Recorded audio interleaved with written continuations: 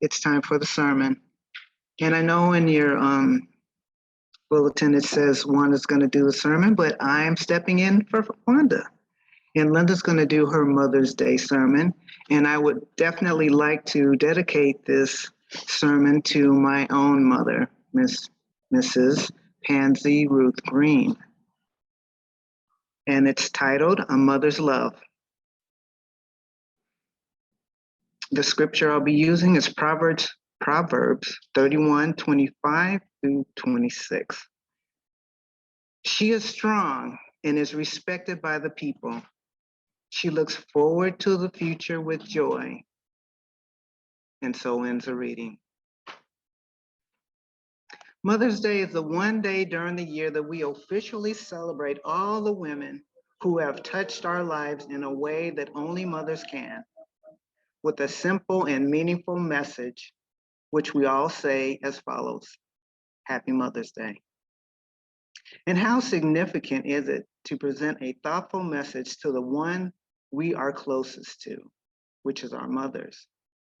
And what's so cool about that is that this day is not only for moms, but it's a day to acknowledge all the aunts, grandmas, cousins, sisters, wives, and partners who have given of themselves in the name of being a wonderful mother. In my research, I found an old Jewish proverb which states, God could not be everywhere, and therefore he made mothers. It's beautiful. Now, how true is that though? Especially while we were growing up as kids. Mom didn't have to be physically there, but she always had a way of sensing the sort of mischief we found ourselves getting into. I can still hear my mom's voice giving me instructions such as, now you be careful crossing that street on the way to school.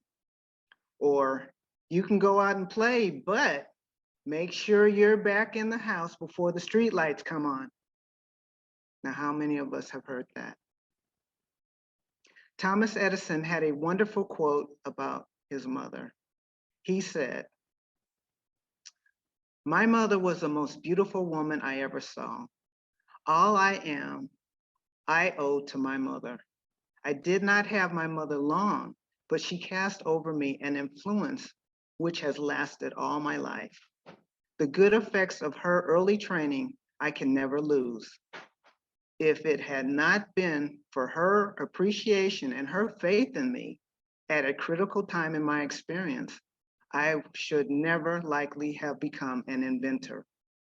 Her firmness, sweetness, her goodness were potent powers to keep me in the right path, were the making of me.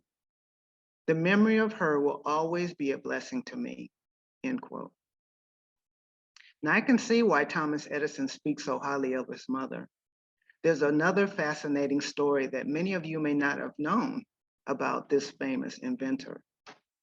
So here's the story. One day, Thomas Edison came home and gave a paper to his mother. He told her, my teacher gave this paper to me and told me to give it to my mother. His mother's eyes were tearful as she read the letter out loud to her child. Your son is a genius. This school is too small for him and doesn't have enough good teachers for training him. Please teach him yourself. Now, many years later, after Edison's mother had died, he was looking through old family things.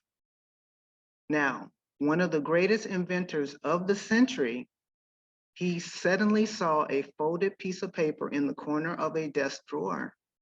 He took it and opened it. On the paper was written, your son is addled, and addled means mentally ill. We won't let him come to school anymore. Amazing. It says that Edison cried for hours, and then he wrote in his diary, Thomas Alva Edison was an adult child that by a hero's mother became the genius of the century. Now I find that to be one of the most amazing stories I've ever heard. It's another example of how deep a mother's love is. Having a mother that truly believes in you, even before you have the wherewithal to believe in yourself. This is the power of a mother's love. It has the power to bring out the genius in a boy who the teachers deem to be mentally ill. And that's the last thing you think about when you think about Thomas Edison. A mother's love is our teacher. She teaches us to love one another, to share with each other, and most importantly, she teaches us about the love of God. Our mothers spend a lifetime teaching us a variety of important things on all aspects of our lives. Another thing a mother's love teaches us is logic.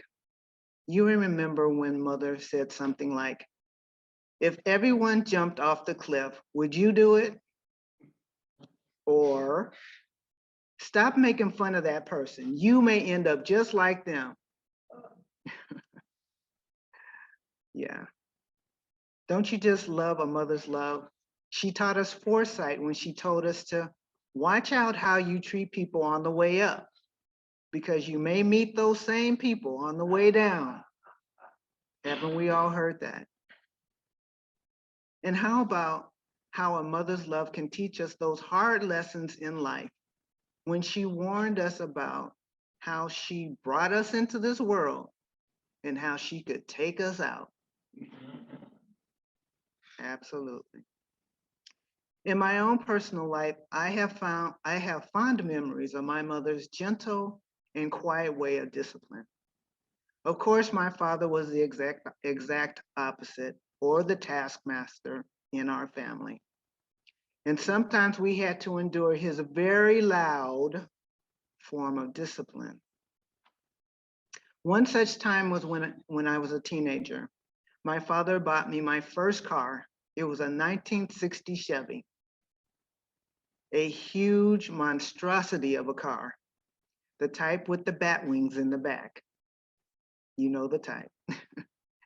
At the time, I thought I was big time, driving my own car, which I was one of the first of my friends to own a car. Well, one Saturday night, I drove up to the school dance and was bragging to my friends about the car. And someone suggested that we leave the dance and go to a fraternity party at the Kappa House. This is in LA. Now, you have to understand that I was a good Catholic schoolgirl who mostly always followed my parents' rules. Well, I guess I was feeling myself that night. So I filled up the car with all the friends I could. It was like 5 in the back and 3 in the front. And we left the dance, and you can see already how this whole scene was a recipe for disaster. Well, on our way to the party, the girls in the back were vigorously trying to make contact with this fine young man who was walking down the street. The trouble was that they all wanted me to look over and see what I was missing. Remember, I'm driving. So in my youthful exuberance, I looked over to see what all the commotion was about. When all of a sudden, bam, my car ran into the back of our friend's car, whom I was following. Thankfully, none of us were hurt, just my ego, because when we all got out the car, the whole front end of my new car was smashed in.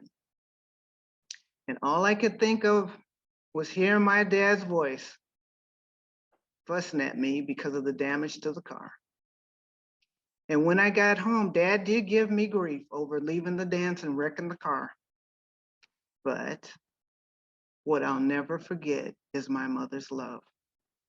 In her calm and quiet way, she calmed Dad down and reminded him that he should be grateful that not only his daughter, but no one else got hurt or injured in the accident. So instead of reprimanding me, she knew my heart. She could see, or should I say, she felt how sorry I was for not only disobeying them, but for putting all those people at risk with my negligence. Instead of anger, she consoled me, and that is what I needed at that time. Her trust in me never wavered, and she knew that there was no need to worry about any repeat performances from me because she knew me. She understood me without words, not only as her daughter, but as a person. I can only say that I am forever grateful to her for that moment. We all have our own memories and moments where a mother's love is unconditional, how it holds no boundaries, and it's sometimes beyond reason. In 1982, there's a story of Angela Cavallo, a middle-aged mom and grandmother who was doing housework when she heard a loud crash outside. Her heart dropped when she realized that her teenage son, Tony, was out in the driveway tinkering with his '64 Chevy Impala. She ran outside and saw that her child was lying unconscious under the car that had just fallen on top of him. So what does Angela do? She somehow summons the strength of 10 men and lifts the car off of her son. He was working on the car's suspension when the jacks buckled and the car fell on top of him. So you ask, how in the world did this woman muster up the strength to free her son? And my answer is that a mother's love knows no boundaries, no limits, which somehow gave her the strength of 10 men when needed. There are several different ways a mother shows her love. And as a reminder, let's look at the lessons we can take away and learn from in our own lives. First of all, most of our mothers taught us to pray. There's nothing more powerful than a praying mother, as well as grandmothers. Number two, mothers take an interest in their kids, their hobbies, career, and personal pursuits. Take the time to do the same with your own children and grandchildren. Number three, mothers always are there to listen and provide that soft place to fall. Always take the time to be there for your own kids, even if your opinions differ. And number four, mothers are always the greatest motivators. They believe in their children when no one else does. You should be your children's greatest cheerleaders.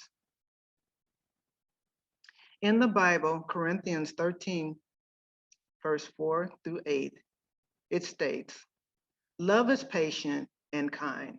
Love does not envy or boast. It is not arrogant or rude. It does not insist on its own way. It is not irritable or resentful. It does not rejoice at wrongdoing, but rejoices with the truth. Love bears all things, believes all things, hopes all things, endures all things. Love never ends. As for prophecies, they will pass away. As for tongues, they will cease.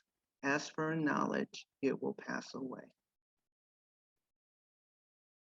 So, with today being Mother's Day, we have learned about how wonderful mothers are and how we should always cherish the time we have with not only our mothers, but with all wonderful women who have not only given birth, but maybe they were there to raise someone, those who are there to help raise children.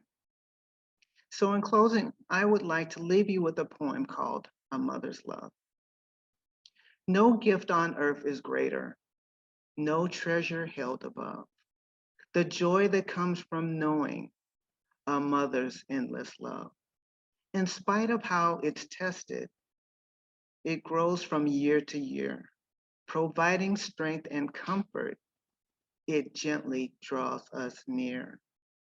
It warms and it protects us and guides us from afar, shedding light upon us like a bright and shining star. And when all things are measured, not one shall rise above or be compared in value to a mother's love. And so it is. Namaste.